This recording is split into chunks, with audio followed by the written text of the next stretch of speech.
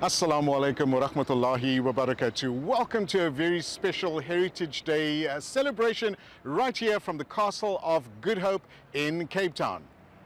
I'm excited to be here at the Cape Heritage Museum, situated within the historic Castle of Good Hope, a landmark that embodies the rich history of our nation. The Western Cape has done an exceptional job in preserving and showcasing our heritage, and I'm honored to share this experience with you. Join me as we explore the fascinating exhibits and stories that bring our shared history to life. From the earliest inhabitants to the present day, the Cape Heritage Museum offers a captivating journey through time. Join us on this journey as we explore the rich culture right here in Cape Town.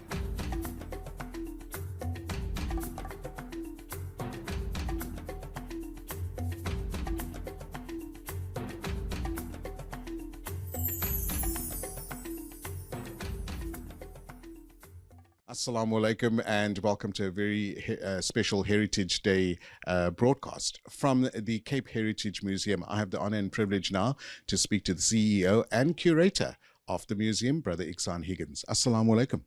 Wa alaikum salam to yourself and to the viewers. Jazakallah so much for having us here. Igshaan, what was the idea behind building this museum? Oh, that's a long story, but anyway, I'm going to try to put it in a nutshell. Well, firstly, this is the history of the Muslim interaction with people of other origins and cultures and religions. So it's the story of the Muslims for the last 400 years. And it was quite a heavy project to put together, because we start with colonialism from the time of Bartholomew Dias, Jan van Riebeeck, and we march through various periods of colonialism, imperialism, slavery, apartheid, and things that emanated from apartheid, like the pass laws, the separate development, the DOP system. All these things came as a result of that initial colonialism. But this specific room, I mean, it gives you a sense of what happened during that period. And I think why it was important to articulate this history was the Muslims in South Africa, they did not have a museum. We have obviously museums that portrays a certain era in history and epoch. We have like Boekap, we have the Boekap Museum, but it speaks specifically about that particular area. Then we have District 6 Museum, and that only speaks about the forced removals and, of course, the horrific nature of apartheid during that period. So, but this Cape Heritage Museum speaks from the time that our first ancestors arrived here. It speaks about people that were brought here as slaves, people that came here through indentured labor. We speak about people that were prisoners, and people that were simply just that came to the shores through various means. Well, mostly through ships, but they came from various countries. Right. And of course, when they got here, obviously were brought here by the colonialists. I mean, of course, the Mr. Jan van Riebeeck and his ilk. They brought here people and they were brought here in order for their labor to be exploited. If you look at the room itself, your museum is designed so beautifully, separating and explaining the history as we move along into each room. If you look at the artifacts in this room, what is the most proud possession that you have in this room? I think each and every item in this room is a proud possession, and it will be very difficult to differentiate between those things. But in this room, what I'm most proud of is the fact after we were only in existence for 1 year, we managed to get a national award, and that national award was a preferred heritage destination, which is this award behind me here. And I mean, at that time, the museum started out as what we call the Cape Muslim and Slave Heritage Museum. But we soon realized that everyone in South Africa, they are very proud of this museum. So of course I had a rethink, and I decided to maybe drop the Muslim and slave part of that name and just simply call it the Cape Heritage Museum. Because in that way, we all take ownership of it. Because museums are places of memory, but more important, it's a place of social cohesion. We need to be part of each other. And I articulate here how there was no separation of races at the beginning. Because when the slaves arrived here, when the Europeans arrived here, there was no woman that they brought with them. The only women that they could find on our shores were actually the Khoi and the San women. And these were the women that they interacted with. These were the women that they cohabited with. These were the women that they married. Because think about it. Our Awliya that came here, when they came here, they were very religious men. They knew the Quran. They knew the ways of Islam. So of course, when they met a woman here on the shores of the Cape, they would not copulate with that woman unlawfully. They would get married to that woman. And if they married that woman would have embraced Islam. So since the early days of colonialism, when those first slaves arrived and they interacted with those women, the next generation were Muslim. Is there any particular artifact that tells a story about our rich history that's in this room before we move on to the other rooms? I think every item here tells a story about our rich history. But if you look on the beam on top here, you'll find the ship coming in and the docking. And every single nation that you can think of in this world ended up spending time here in the Cape. If you look at it, the French, the Dutch, the Cubans, the Madagascans, the Arabs, the Palestinians, the Scottish, the Russians, all of them came here at various stages over a period of 400 years. And of course, when they got here, they needed a respite from the sea. And of course, then you had the local people trading and bartering goods like cattle and fruit and veg and water. We had the Kamisa River here, coming from Table Mountain. And then, of course, they went into the taverns, and some went into there was brothels here as well. They interacted with the women. They ended up making babies with these women. As you can see, there's a pregnant auntie there on that thing. And then, of course, when those people made those babies, they left again our shores. And this whole beam articulates that. And there's a nice saying in Afrikaans. It says, "Hulle lantie, hulle plantie, en hulle dek vir elke auntie." And of course, one can analyze that particular statement.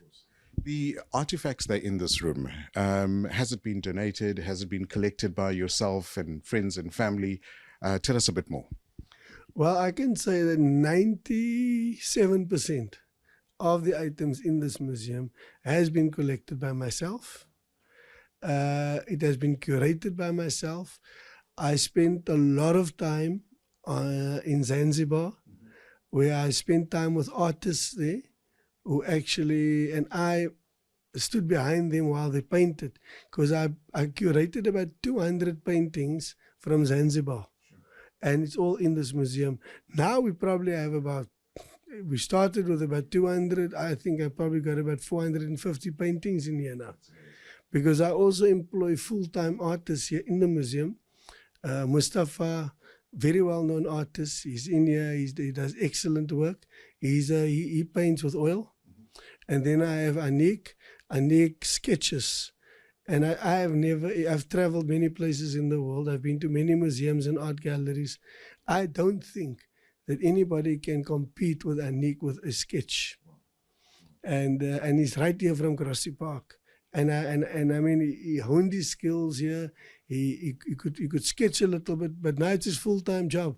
So he does it every day. And he basically gives me about 2 of those sketches a week.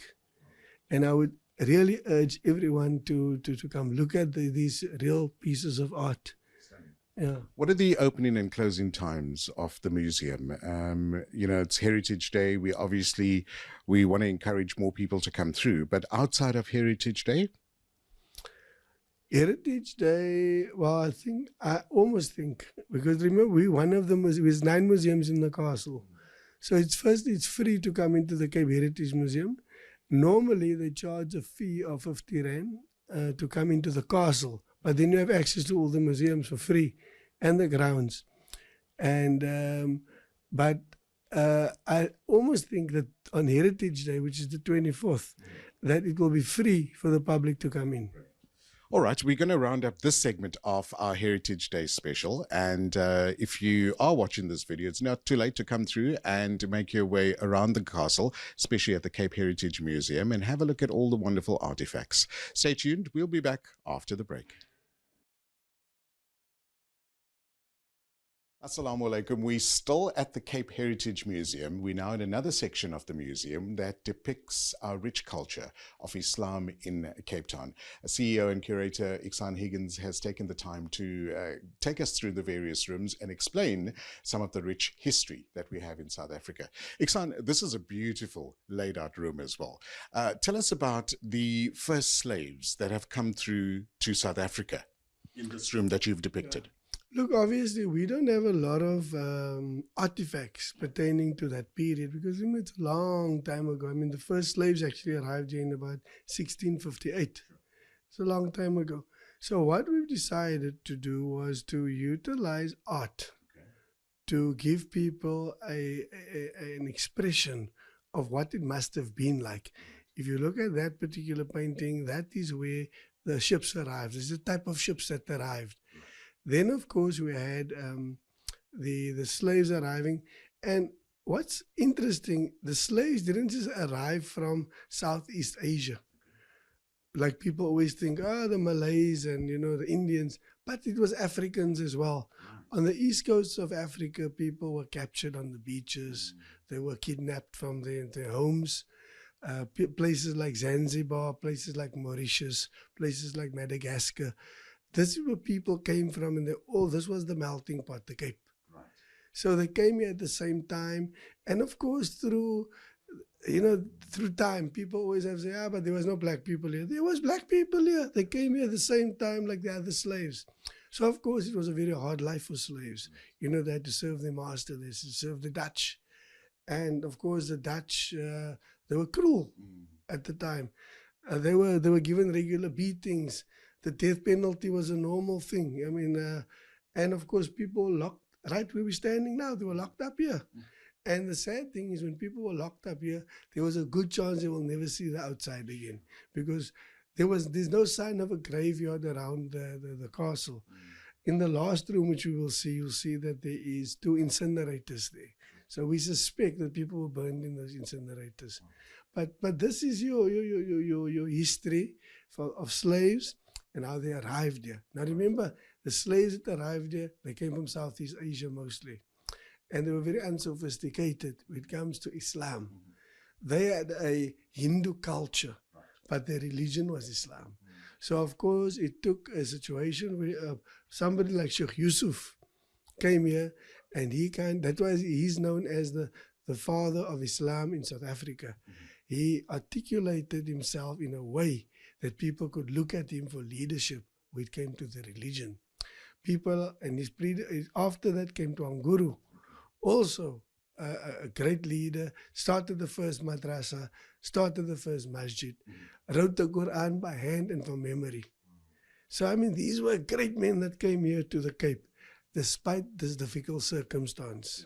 What did the Dutch think about during that time? Because they were now Islam was starting to be more progressive, be more available to the masses as well. Did the Dutch at the time, do you know, did they, maybe subdue it a little bit, or did they suppress it in any way? Okay, in 1642, there was a plakat, like a law, ordinance or law or statute, whatever it was. They called it a plakat. They passed that in India, where they technically outlawed and banned Islam. So Islam was banned. But because they were in need of those Muslims that had the skills to build. They had the skills to technical skills. They even made the barrels for the wine. They made, I mean, everything you see was built by those slaves. So the Dutch had to turn a kind of a blind eye on Islam, So they allowed you to practice, but at the end of the day, it was a situation where they didn't actually say to somebody you can't practice Islam. But more importantly, if a Muslim slave decided to be baptized, then you had a big problem, because now a baptized slave could buy their own freedom. And the children born of a baptized slave had to be set free. Whereas if you remain Muslim, you can't buy your freedom. Secondly, your children will remain slaves. So they were secretly hoping that nobody gets baptized, because the minute somebody gets baptized, you start dwindling in terms of your asset base. Right. After the initial imam that came through and Twanguru that was here, were there other, very prominent men and women that paved the way for Islam? Well, there was, as I said, Sheikh Yusuf, there was Twanguru, there was a whole lot of Karamats that came here. Then, of course, there was people like Abu Bakr Effendi, who came here as a scholar, as somebody to resolve conflicts amongst the Muslim community. But of course, then he introduced the concept of Hanafi. And this was a Shafi place. So sadly, up till today, you still have this divide between Hanafi and Shafi, and ultimately we are all Muslim. Of course. Some of the artifacts that are here, I mean, you've got, some armory that's here as well. Was that typically used? Yeah, well, guns against farming implements. These farming implements were actually the weapons that were used by the people that fought the Dutch authority in Indonesia, or rather Malayu at the time. So these are about 400 years old, these artifacts, right? In fact, every time somebody from Malaysia or Indonesia comes here, they would like us to put this on loan there in Indonesia. But we want the Indonesians to come here to come see it. Absolutely. So we're not going to give it on loan. Take us through some of the other artifacts in the room. It's so beautifully designed. I mean, I can see your guys have really taken the time to depict what was going on during that time. Yeah, well, that's a slave master with a slave. And of course, the slavery was a hard thing. I mean, there you can see that slave looks tired, looks worn out. And of course, he's looking towards that grave there with the hand sticking out with the chains. So the only thing that slave could look forward to was death in bondage. And of course, we take it a little bit further, because today you have different types of slavery. Mining is a form of slavery. Trafficking, child trafficking, woman trafficking, forced labor, child labor, and modern slavery is debt instruments. So that slavery is still with us in another guise. I want to walk on to this side of the museum as well, where you've got some beautiful artwork and pictures that I think depicts some history in the Cape especially. Yeah. Take us through what you have here. Well, the first thing I want to say is that this museum is actually also a Dawah project. It's a Dawah project in a very, let's call it a sophisticated way, because there you have a picture of Makkah, right? And we say pilgrimage to Mecca happened despite colonial and apartheid challenges. So we first tell people, this is Mecca. This is where Muslims go to. But then we got a little document there talking about Hajj rituals and requirements. Right. So a non-Muslim will be able to see it and read it. And then we also speak about the 5 pillars of Islam. And non-Muslims will be able to see it and read it. Right. And for me, that is a subtle form of dawah. And many times, non-Muslims walk in here, and by the time they finish going through this museum, they'll ask me, where can I find out more about Islam? Beautiful. So we've also got some pioneers and religious sheikhs and ulama that have really also highlighted the Islamic culture in the Western Cape as well. Beautiful on the wall. Yeah, so all these, look, it's not just sheikhs of old that has passed on. We also have the current and existing ulama here. I mean, we have, there's a nice picture of Sheikh Dhafir Najjar. There's Maulana Taq Karan that passed away recently. There's Imam Ali Khirdin with Mbeki. There's the late Sheikh Nazim with Ahmad Katrada. We have Sheikh Faik Hamildin. There's Sheikh Gouda, Sheikh Ali Gouda there. And we have Sheikh Alexander, Sheikh Gabriel's. We have all the pictures here. Why? Because they are a benefit to the society, the benefit to the community. So the museum here is not just about what happened in the past. It's also about what happens now, in the present, and we also have an eye on the future. Of course. So we use AI technology for a lot of things here. And so that we've used audio-visual equipment. We've also got a full-on 3D visual of this entire museum online. Brilliant. So but we encourage people to come to this museum, discuss things with us. And if we've missed anything, people must say to us, yeah, but what about my grandfather? He was like a big sheikh. He said, bring his photo. And we will research it a little bit. And if it is authentic, we will do a write-up. And of course, that person's picture will be in here. Yeah. And it's obviously such a beautiful link between our history and also our ancestors that have come from Malaysia, Singapore, Indonesia as well, to also highlight their contribution to Islam in the Western Cape. Yeah, look, what we've done here was, we are who we are. Now, it's not informed just by our journey as slaves or as people that were in bondage. It's also informed by the culture. And here on this side, we have the culture of the Malayu people. You can see there's a whole lot of almost Hindu artifacts there, and the puppet shows, the cockfighting, all these things are articulating the music and the dances that they had.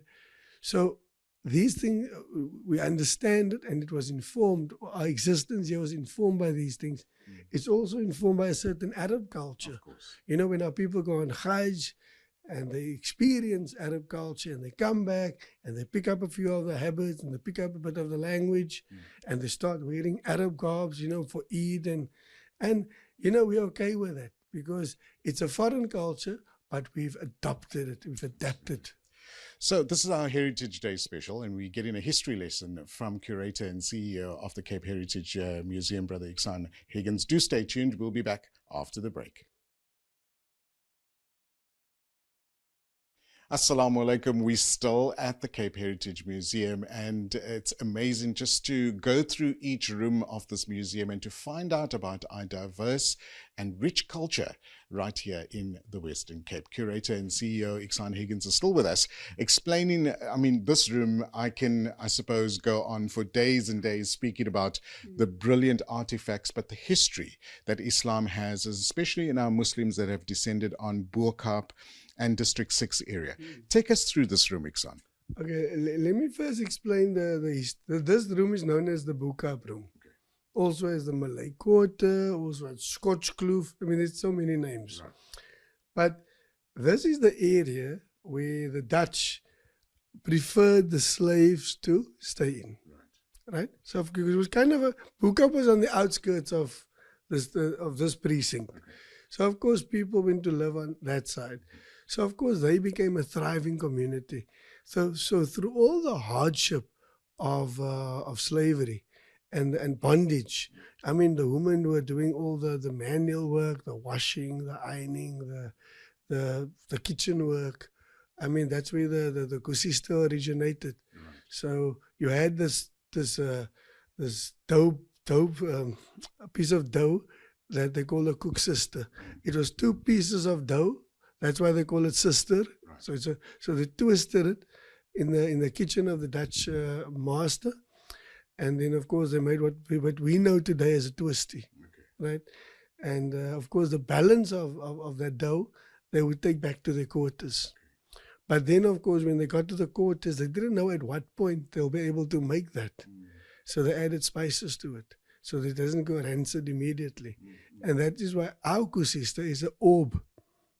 And the Dutch kusista was the 2 pieces of dough, like what in Afrikaans they call it a vlegsel, right?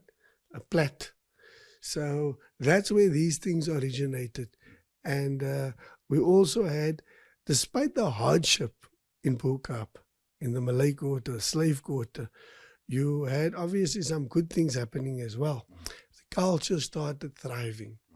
There was the culture of madrasa. So the madrasa started thriving, and we articulate that in this room. You also had the historical figure of Sarki van die Kaap, who donated a piece of land for the first masjid or the madrasa to be built.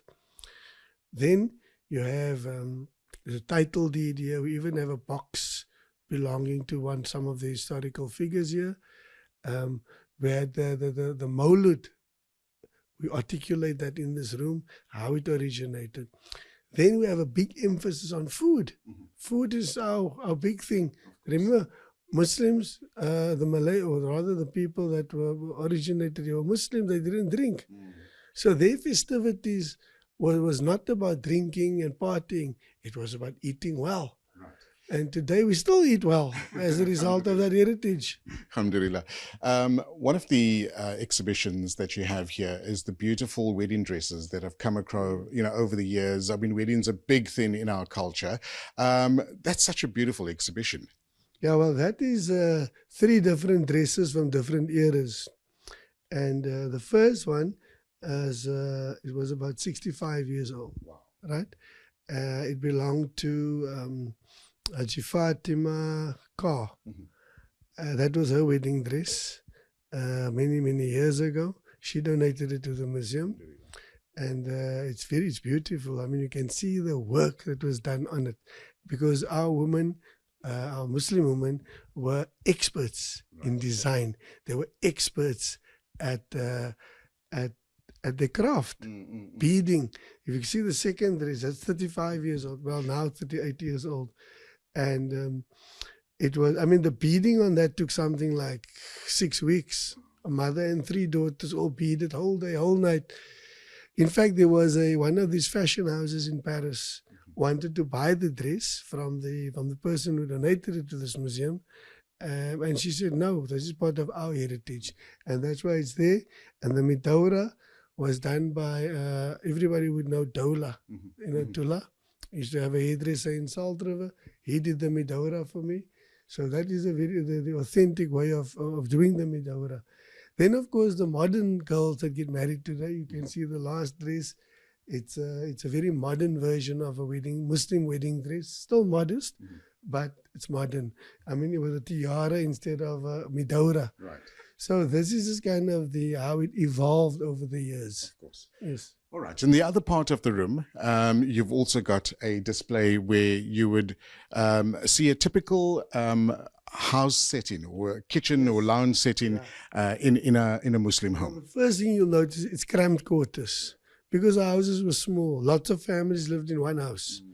And of course, the big thing, the ceremony would be a dupmal. As you can see, the child's got the dupmal dress on.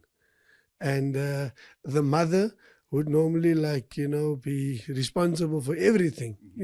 We didn't have caterers and this and that. I mean, that's why she got so many things around her. She had to see to the children.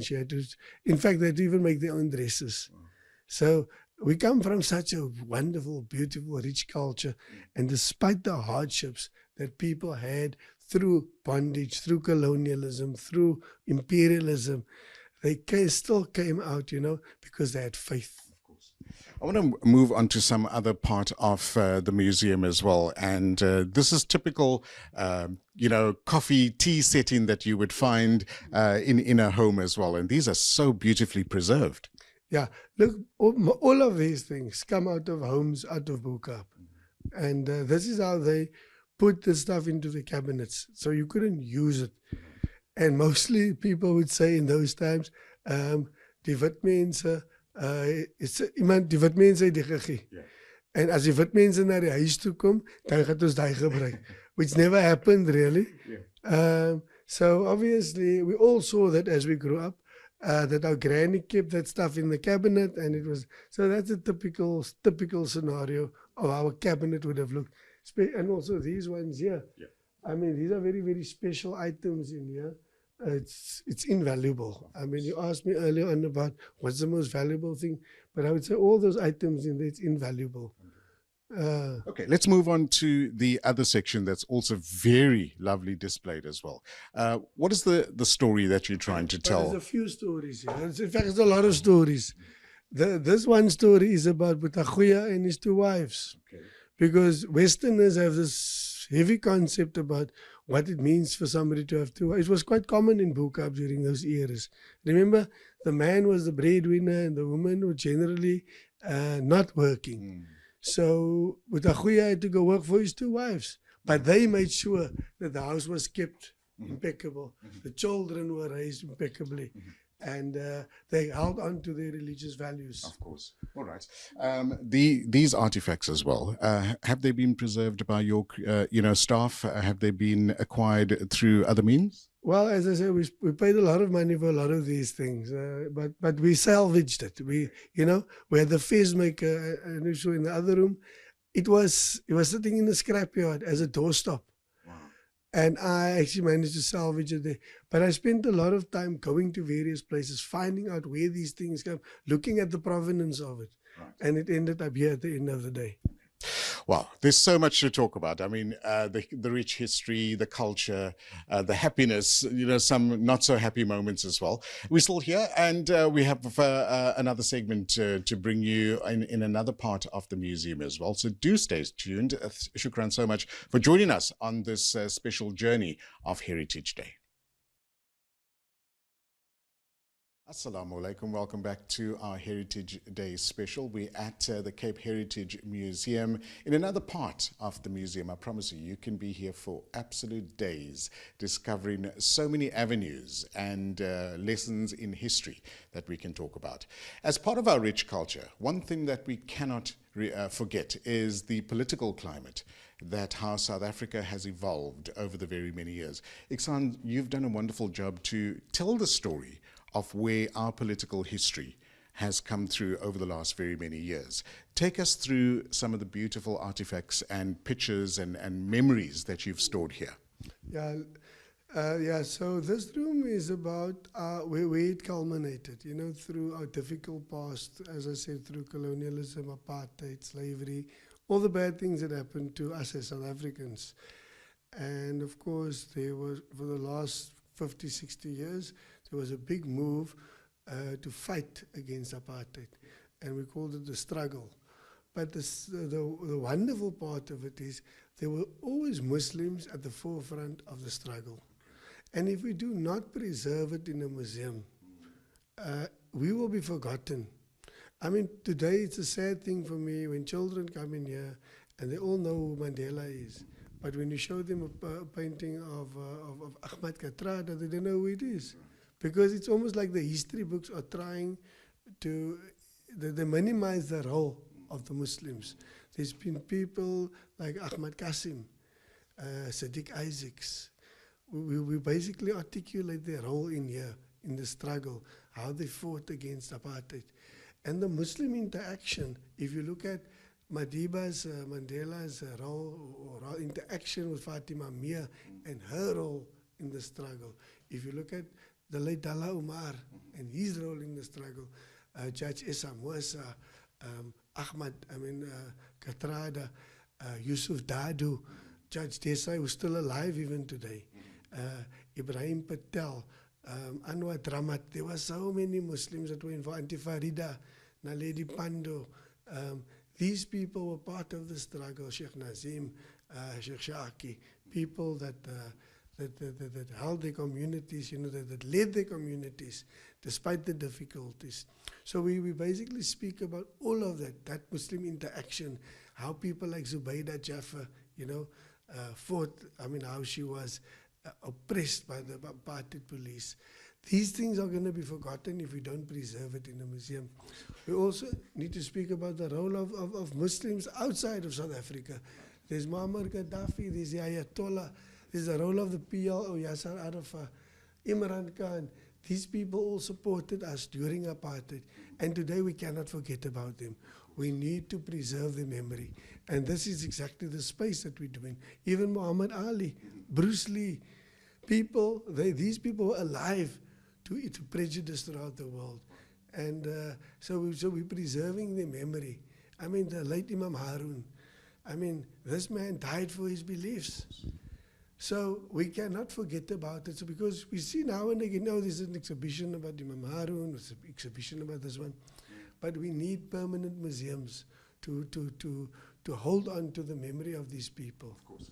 Do you find that a lot of the information that you've stored here should be passed on to our children in the scholastic environment? Do you find it needs to be added somewhere or has a place somewhere? I definitely think that a visit to this museum should be added to the actual curriculum. I have spoken to the Department of Education. They are looking at it, but with government, everything happens in small stages. So it will probably be another 10 years before they get. But look, progress is being made. Yeah. The Department of Education, they do send people here. They like the idea that people, because I say if any young person that walks in here, within 40 minutes, they will understand practically the entire history for the last 400 years. Through simply looking at visuals, artifacts, art, poetry, quotes. This is the type of thing that we want. And it's quick for young people to do it. And what's especially heartening to me is that young people will tell their parents afterwards, can we go back to the Cape Heritage Museum? And they then become their parents' teachers. They will tell their parents, you know what I saw today? And did you know this? And did you know that? And that for me is heartening. When you basically shape a young mind, where a young mind will start thinking about things outside what's being presented to him or her through social media, through the technology and all that. So maybe it's time for parents to tell the children, listen, put down the cell phone, put down the tablet, let me take you to the museum. Because once a parent brings a child to a museum and they appreciate what's in here, they appreciate the art, they can read the poetry, they can read the quotes, they can read the narratives. And then you've taken the first step into properly educating your child. I agree. The foreigners that come through to the museum, not just outside of Cape Town, but from some parts of the world as well, did they have a very different understanding of what we went through in South Africa? Did this paint a bit of a clearer picture? I think it's enlightening to them because if you read the visitor book inside, they all speak about the hidden history. So, I mean, for us, it's not hidden. It's right there. Yeah, and that's one thing I think that all of us need to appreciate in South Africa as well, is the amount of ties and partnerships that we've had from other parts of the world as well. Igshaan, for those that are watching this interview, what is your take-home message? My take-home message is that if people from outside of the country can appreciate our art, our history, our culture, our heritage in the way that they do, it is time for us as Cape Townians, it is time for us as Muslims to start realizing that if we do not understand who we are, where we come from, we do not have any idea of where we're going. So we first need to understand who we are. We need to understand the role of our ancestors. We need to understand the role of people that fought for us, people that fought for our freedom, and so that we can exist in the way that we are doing today. We want those people to become more aware, and they must unlearn certain things, and they need to get to the unedited version of history that reveals who they are. Igshaan, it's been an absolute pleasure being with you in this beautiful museum. We encourage more people to come through and visit the museum. But to you and your team, you've done a wonderful job. Jazakallah for preserving our history, for telling the story like it's supposed to be told, and so people can get a better idea as well. We wish you all the very best. Have a great day, inshallah. Assalamu alaikum. And shukran to yourself and shukran to the viewers. And I say assalamu alaikum wa rahmatullahi wa barakatuh. Thank you for joining us on this journey as we explore the rich culture, the history and the beautiful Western Cape. We wish you a beautiful Heritage Day to one and all. Assalamu alaikum.